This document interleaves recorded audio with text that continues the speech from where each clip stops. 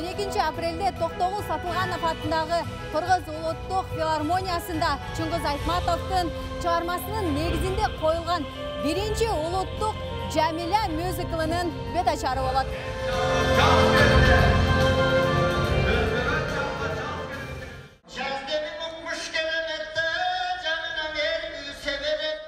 Кыргыз уулу болгон соң кырды бөлүп калалы.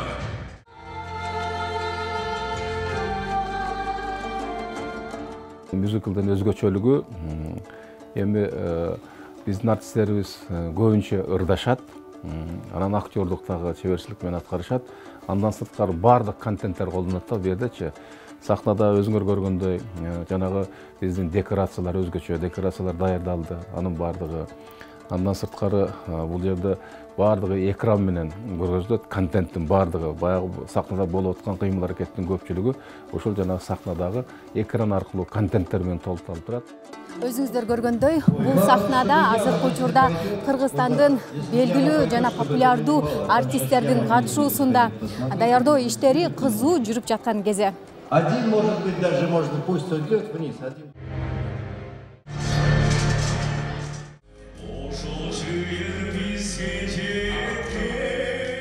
Идея либретто возникла у меня 2 года тому назад.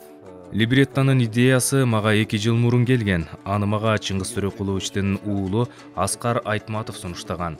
Бул жерге келип идеяны Маданият министри Алтынбек Максутовго сунуштадым. Мындай жаңылыкты дароо колдогонуна аябай ыраазы болдум. Биз кастинг өткөрдүк. Командада эл артисттери да, жаңы вокалисттер да бар. Артисттердин жаш курактары ар түрдүү. Баарыбыз ынтымактуу иштешип, жакшы мюзикл жаратууга аракеттенүүдөбүз. Должности министра, он сразу поддержал это все новшество.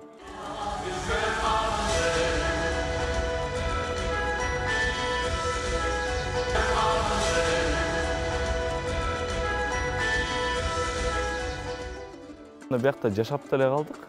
Кыйынчылык болгон жери бул Даниярдын баскан кези. Мындай бас аксап басат эмеспи?